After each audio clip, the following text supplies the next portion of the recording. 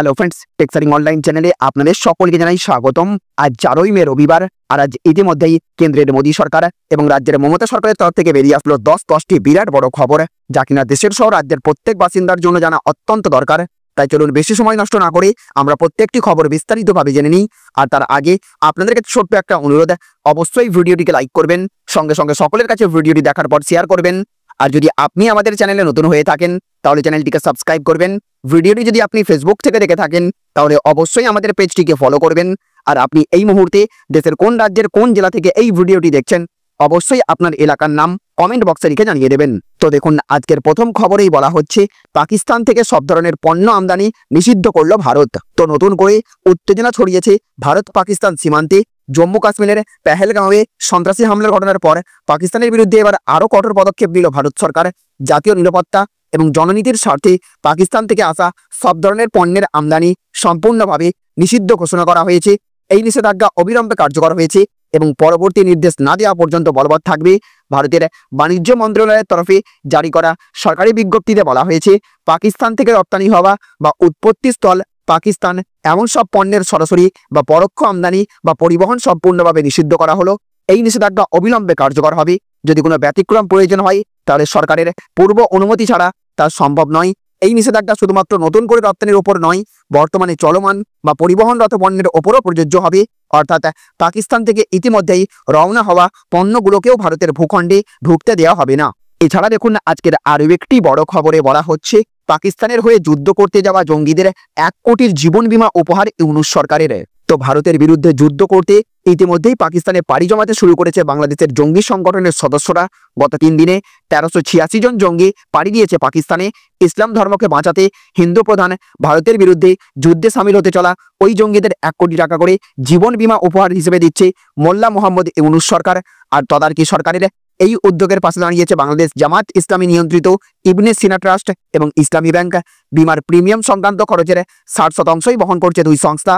আজ চট্টগ্রামে এক ঘরোয়া অনুষ্ঠানে 60 জঙ্গির হাতে বিমা সংক্রান্ত নথিপত্র তুলে দিয়েছেন ইউনূসের প্রেস সচিব তথা জঙ্গি সংগঠন হিজবুত তাহরির শীর্ষ নেতা শফিকুল আলম। সূত্রের খবর, ভারতের বিরুদ্ধে যুদ্ধে লড়তে যাওয়া জঙ্গিদের চট্টগ্রাম, ময়মনসিংহ এবং খুলনার 3 ডেরায় বিশেষ সামরিক প্রশিক্ষণ দেওয়ার বন্দোবস্ত করেছে ইউনূস সরকার। ওই সামরিক প্রশিক্ষণ দেওয়ার দায়িত্ব পালন করছেন প্রাক্তন সেনাপ্রধান ইকবাল করিম ভূঁইয়া, প্রাক্তন লেফটেন্যান্ট কর্নেল হাসানুর রহমান, প্রাক্তন কর্নেল মোহাম্মদ আব্দুল হক। যুদ্ধে যাওয়া জঙ্গিদের AK-47, M4 সহ বিভিন্ন অত্যাধুনিক অস্ত্র কিভাবে চালাতে হবে হাতে কলমে তার প্রশিক্ষণ দেওয়া হচ্ছে।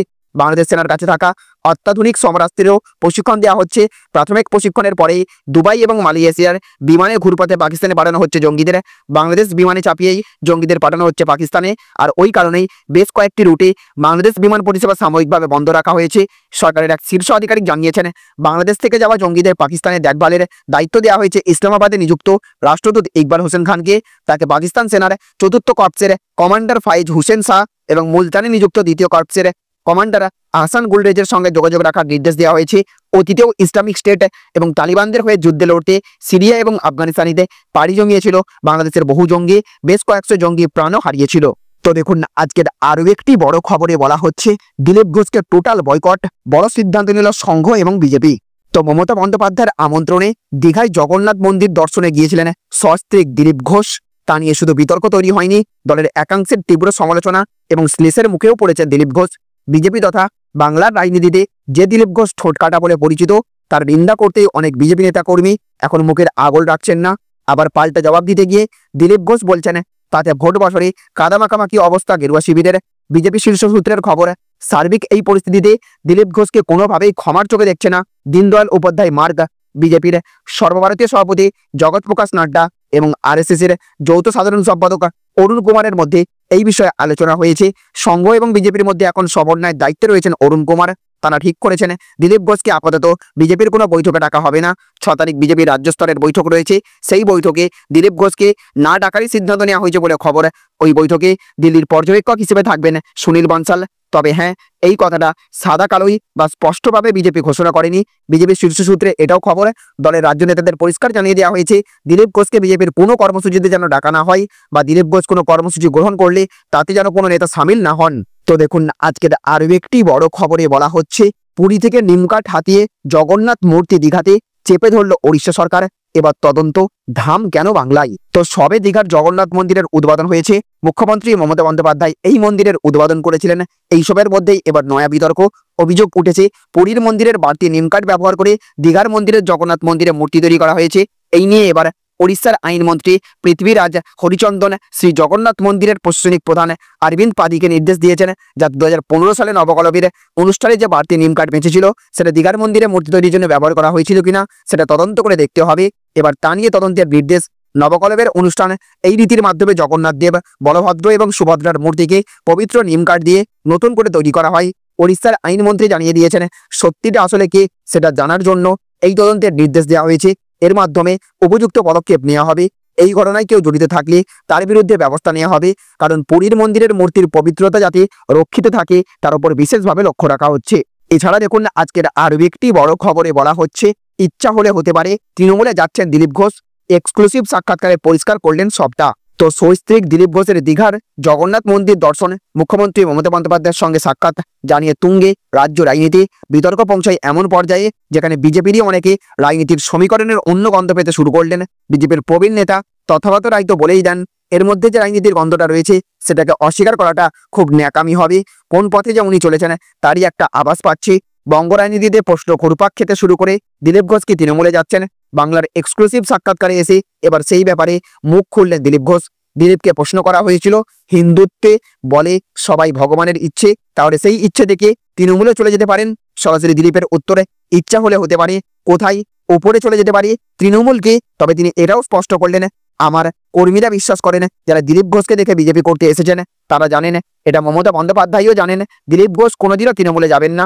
দিলীপ ঘোষ এটাও দাবি করলেন, দল রাজনীতির ঊর্ধ্বে, মানুষ হিসেবে অনেকের সঙ্গেই তার ভালো সম্পর্ক, আর সেটা ধর্মেরও ঊর্ধ্বে। সেই সূত্রেই পুরনো একটি বিষয় গল্প করেন দিলীপ। বলেন, একটা মজার কথা বলি, আমার সঙ্গে একবার দেখা হয়েছে, বিধানসভায় একটা বৈঠক ছিল, আমি একটা গেরুয়া জামা পরে গিয়েছি, স্পিকার একটা বিশেষ বৈঠক ডেকেছিলেন, 15-20 জন এমপি এসেছিলেন, আমিও তখন এমপি ছিলাম। তখন মান্নান দা আর ববিদা এসে আমাকে দুদিক থেকে জাপটে ধরেছিলেন, বলছেন, দুই মুসলমান দেখেছো, তোমাকে চেপটে দেবো। আমিও বলেছিলাম, রংটা দেখেছো তো, পাল্টে যাবে তোমাদের রং। তার কথাই, আমি লোকের সঙ্গে এভাবেই মিশি। আমি মান্নানদার বাড়ি গিয়েছি, সোমেন মিত্রর বাড়ি গিয়েছি, তারা তো কেউ পার্টির লোক ছিলেন না, আমি বন্ধুত্ব করতে পারি বলে পার্টিটা বেড়েছে। তো দেখুন, আজকের আরও একটি বড় খবরে বলা হচ্ছে, মোদি করলে মন্দিরে, মমতা করলে নয়, এ বিচার আমার নয়, বড় কথা দিলীপের। তো সস্ত্রীক দিলীপ ঘোষের দীঘার জগন্নাথ মন্দির দর্শনে মুখ্যমন্ত্রী মমতা বন্দ্যোপাধ্যায়ের সঙ্গে সাক্ষাৎ জানিয়ে তুঙ্গে রাজনীতি।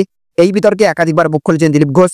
এবার এক্সক্লুসিভ সাক্ষাৎকারে এসে এবার সেই বিতর্কের সমাপতনে দিলীপ বললেন, মোদি যে উদ্বোধন করলে মন্দিরে, মমতা করলে মন্দির নয়, এই বিচার আমার নয়। আর কেন তিনি এই কথা বললেন তার ব্যাখ্যাও দিয়েছেন। দীঘাতে জগন্নাথ মন্দির উদ্বোধনের দিনেই কাঁথিতে সনাতনী ধর্মের সম্মেলন করেন রাজ্য বিধানসভার বিরোধী দল নেতা শুভেন্দু অধিকারী। মুখ্যমন্ত্রীকে বিরুদ্ধে গিয়ে দীঘার জগন্নাথ মন্দিরকে অধর্মের মন্দির বলেছিলেন শুভেন্দু। সেই প্রসঙ্গে প্রশ্ন করা হয়েছিল দিলীপকে। দিলীপ বলেন, জগন্নাথ মন্দিরেও একজন দ্বৈতাপতি ছিলেন, তো উনি তো ধর্মের মন্দির বলছেন। আমি ওই বিতর্কে যাব না।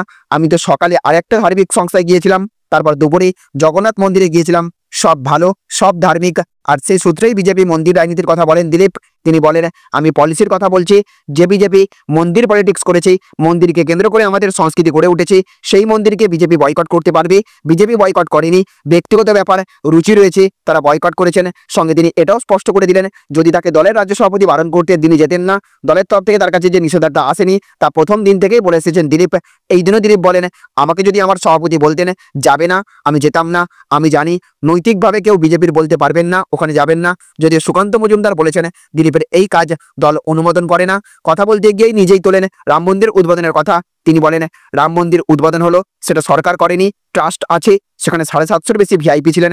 প্রধান বিচারপতি চন্দ্রচূড় সামনে বসেছিলেন। যারা বসেছিলেন তারা বহু ধর্মের লোক, বহু রুচির লোক। রাম মন্দির দেখতে গিয়েছিলেন। কেন সোনিয়া গান্ধী যাননি, মমতা বন্দ্যোপাধ্যায় যাননি, আমরা গালাগালি দিয়েছি? তার বক্তব্য কোনোভাবেই ডবল স্ট্যান্ডার্ড রাখা যায় না। সেই প্রসঙ্গে দিলীপ বলেন, মোদিজি উদ্বোধন করলে মন্দিরে, মমতা করলে মন্দির নয়, এ বিচার আমার নয়। রাম রাম, জগন্নাথ জগন্নাথ, বিশ্বনাথ বিশ্বনাথ, আমি তার কাছে যাব। কে মন্দির উদ্বোধন করেছে 4 দিন পর লোকে ভুলে যাবে। তাহলে ফ্রেন্ডস, বুঝতে পারলেন, এই ছিল আজকের কয়েকটি গুরুত্বপূর্ণ আপডেট।